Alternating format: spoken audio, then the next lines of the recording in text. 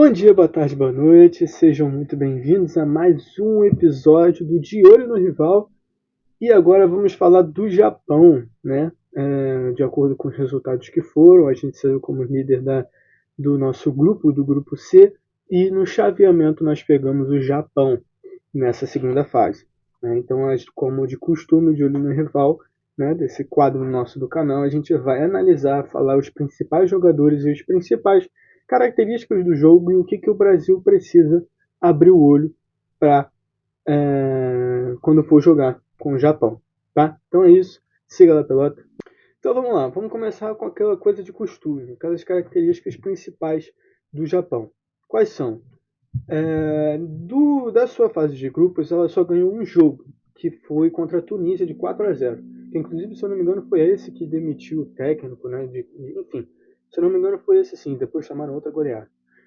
E os outros dois ele empatou, que foi com a Holanda 2-2, inclusive um jogaço, e com a Suécia recentemente 1-1. Eles têm uma característica que é uma das coisas que o Brasil mais precisa ficar de olho, que é as transições rápidas. Ou seja, o Japão ele não tem característica de fazer cruzamento, de fazer lançamento, de fazer nada disso. Bola longa não é com eles. O que é com eles é toque de bola, jogo em conjunto, sempre tem um ou outro perto, transições rápidas, porque a velocidade deles também é muito boa, os passes deles são perfeitos, e eles infiltram muito também. Então eles sempre estão querendo entrar na área com toque de bola. Então é uma das coisas que o Brasil precisa ficar de olho na nossa defesa para não tomar vareio. E quais são os jogadores que fazem isso, né? Que fazem isso acontecer? Nakamura e Kamada. Esses dois são os jogadores que mais perturbam, né, que mais aparecem no Japão. Inclusive o Kamada é o jogador artilheiro do Japão até agora. Né? Foi um dos que mais fez gol. Se não me engano, ele tem 3 gols só nessa Copa do Mundo. E já servindo aqui, ó, para mostrar meu vídeo aí para a seleção brasileira, para o Ryan, para ele saber quais são os jogadores mais chatos aí da seleção japonesa, né? Tá aí, Nakamura e Kamada. São os que a gente precisa mais ficar de olho quando for jogar com o Japão. Por quê? O Nakamura, ele é um jogador que está sempre bem posicionado. Ele é aquele cara que sempre fica ali atrás, fica olhando ali quem é que vai entrar, quem é que vai infiltrar e faz um passezinho. Faz aquela curvinha assim, um negocinho assim, uma cavadinha. Faz um passe difícil, um lançamento rápido, tal, que não sei o quê. Sempre com ele. Ele é um jogador da Stade da França, né? É um dos melhores jogadores do Japão, com certeza. É o cara que a gente mais precisa ficar de olho, junto com o Kamada. O Kamada, ele é um jogador mais de frente e ele tá sempre ali perturbando, tá sempre indo e voltando. Então também é um jogador, como eu falei, é um jogador artilheiro, chuta de qualquer lugar, sempre quando tem oportunidade chuta, sempre quer buscar o gol, é um jogador que tem fora de gol, né? Rápido, ousado, enfim. Ele fez gols nos 2 jogos até agora. Então precisa ficar de olho. Precisa ficar de olho nesse jogador. Ele é jogador do Crystal Palace, na Inglaterra. Né? Como eu falei, como o Japão tem essa característica de passe, infiltração e tudo mais, o Kamada costuma aparecer mais exatamente por isso. Porque ele tem essas duas coisas que em jogos de infiltração ajudam muito: velocidade e ousadia. Né? Porque se você não tiver ousadia, se não tiver coragem para fazer algumas coisas, você não infiltra, você não faz nada, você fica parado lá como um centroavante. Então ele tem essa coisa de ficar sempre assim, ó, indo e voltando nos zagueiros. Até tentei pegar aqui pro canal, mas eu fiquei com medo dos direitos autorais. Um vídeo dele jogando contra a Tunísia, se não me engano, que ele passa assim, ó, entre as zagas para esperar um passe, que não uma cobrinha assim passando. E isso é uma característica dele, ele passa muito rápido, ele tem essa característica de ser rápido entre os zagueiros. Então é uma coisa que o Brasil precisa ficar de olho, tendo em vista que a nossa defesa também é bamba ainda, né? Então precisamos tomar cuidado. Partindo para o técnico, o Hajime Moriyasu, né, é o técnico do Japão. Ele tem 107 jogos, 75 vitórias, 15 empates e 18 derrotas.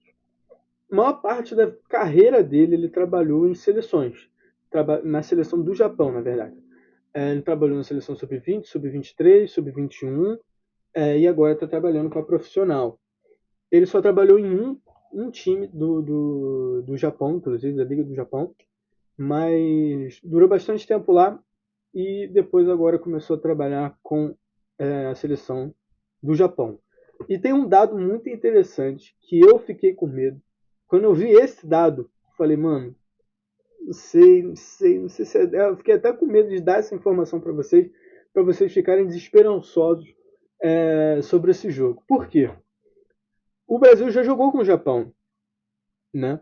No amistoso, com um time completamente diferente, o Hugo do Corinthians no gol, Fabrício Bruno do Cruzeiro na zaga, enfim, PH na lateral, PH do Vasco, completamente diferente o time. Só alguns ali que ainda estavam, Paquetá, por exemplo, ainda estava lá.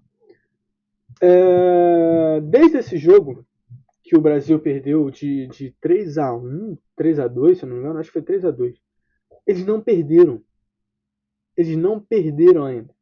Tem noção do que é isso? Eles já pegaram a Inglaterra, já pegaram a Holanda, empataram. Inglaterra eles ganharam no amistoso. Pegaram a Holanda, empataram. Enfim, pegaram uma porrada de gente difícil e ganharam. Se não ganharam, empataram. Então eles estão com essa invencibilidade de 9 jogos. 9 jogos sem perder. Então é uma coisa que a gente precisa tomar cuidado, porque não é só habilidade, não é só jogador, não é só isso. Eles têm toda essa mística com eles que pode acabar atrapalhando a gente, né? Deixando a gente um pouco mais nervoso. Mas a gente, claro, vai entrar em campo com as nossas 5 estrelas e também com todo respeito, gente. Você perder para o Japão com o Hugo Neneca no gol, o Fabrício Bruno, PH na lateral, enfim, um meio campo completamente diferente, é uma coisa. Agora, você perder para o Japão com o time que a gente tem, com o Vini no auge, com vários jogadores fazendo atuações espetaculares, com o Ryan jogando bem, com o Luiz Henrique no banco, com o Endrick no banco, com uma porrada de outros jogadores que estão fazendo boas participações, Matheus Cunha, eu considero um vexame. Não sei vocês, eu considero um vexame. Eu acho que, desculpa, acho que para nossa seleção, que tem 5 estrelas, 5 vezes campeão do mundo, a única que nunca ficou fora de Copas do Mundo, sair na segunda fase para o Japão, difícil. É difícil. Eu não ia aturar isso muito bem. Vi uma galera aí postando na internet, falando de uns gurus aí da internet, de Copa do Mundo, né? Falando que a eliminação do Brasil ia ser pelo Japão. Desculpa, isso não me pega. Isso não me pega. Essas coisas de guru, que fulano acertou a Copa do Mundo do ano passado. Não me pega. Que o fulano falou que o Brasil vai ser eliminado para tal coisa, acertou que o Brasil ia ser eliminado para a Croácia em 22. Não me pega. Futebol é uma coisa surreal, cara. Não tem como você prever. Então, para mim, é só vendo. Por isso que me deixa mais ansioso para o jogo de amanhã, na segunda-feira, 2 horas da tarde. Bom, eu já falei uma boa parte do que o Brasil precisa ficar de olho, né? Já entrando nessa parte aqui, nesse quadro. Já falei uma boa parte do que o Brasil precisa ficar ligado, mas vou né, em cima. Uma coisa que eu reparei neles e que eu acho que pode ajudar a gente, tendo em vista os nossos últimos 3 jogos, é que eles, quando tem uma marcação um pouco mais em cima, eles tremem. Começam a errar a troca de passe, começam a errar a saída de bola. É um timezinho assim, meio Fernando Diniz. Então, tendo em vista que a gente tem Vinícius Júnior, a gente tem Matheus Cunha, a gente tem Ryan, que são 3 jogadores de velocidade, e no meio campo a gente também tem Bruno Guimarães e Paquetá, que são 2 jogadores velozes, botando essa linha um pouco mais em cima, marcando eles um pouco mais, vai ser ataque contra a defesa, porque eles não vão ter como sair direito.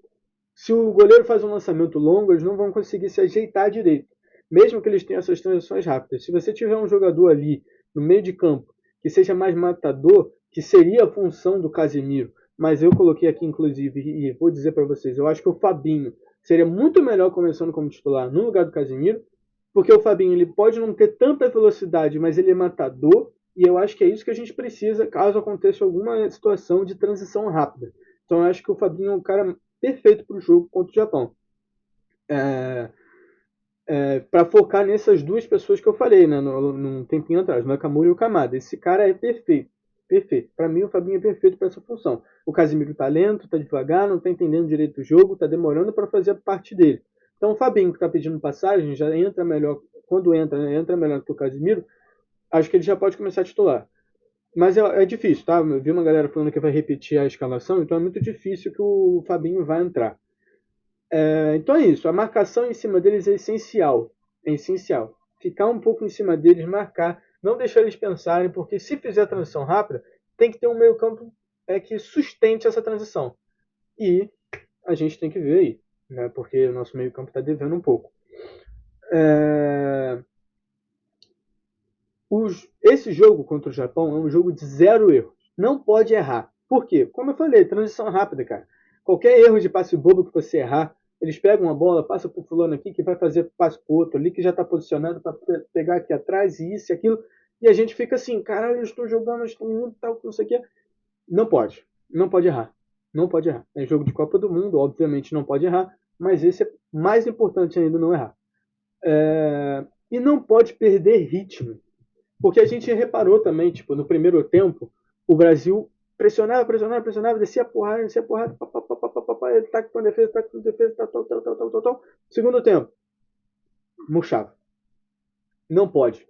Isso não pode acontecer. Porque eles viram o jogo, eles são insistentes. Né? O jogo contra a Holanda, por exemplo, eles iam empatar. No último minuto, assim, quando eles fizeram o gol, apitou, o árbitro apitou e acabou o jogo. Assim que eles fizeram o gol. Porque eles já estavam no último minutinho, tal, não sei o quê. Entendeu? E eles foram até o final, eles são insistentes, chatos pra caramba. São insistentes.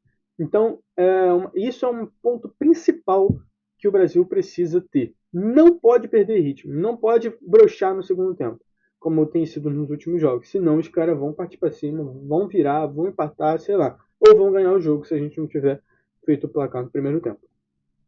Então, meus amigos, é isso. Essa é a visão geral do básico do Japão, do que a gente precisa saber realmente para ver o jogo, né? E, obviamente, a principal coisa que a gente precisa ter para assistir esse jogo é a nossa camisa. A gente precisa sempre torcer, meus amigos, independente do momento, independente da situação, o objetivo é torcer para a nossa seleção, porque, tal como nós estamos com saudade da taça da Copa do Mundo, ela também está com saudade da gente. Então vamos até o final. Não é impossível, não é um objetivo impossível de conseguir esse hexa. Vai ser difícil, muito, mas não é possível. Para gente que nunca desiste, então, vai ser moleza. Então é isso, meus amigos. Amanhã eu volto, possivelmente eu volto amanhã, para comentar o jogo. Vou fazer um vídeo um pouco mais tarde, mas eu volto aqui ainda para comentar, tá? Sobre o jogo. Se não for amanhã, vai ser terça-feira. E é isso. Gente, se inscreve no canal, deixa o like. Muito obrigado por tudo que vocês estão fazendo por mim, por esse canal, por esse projeto. E é isso. Seguimos. Um beijo rumo ao Hexa. Tchau, tchau.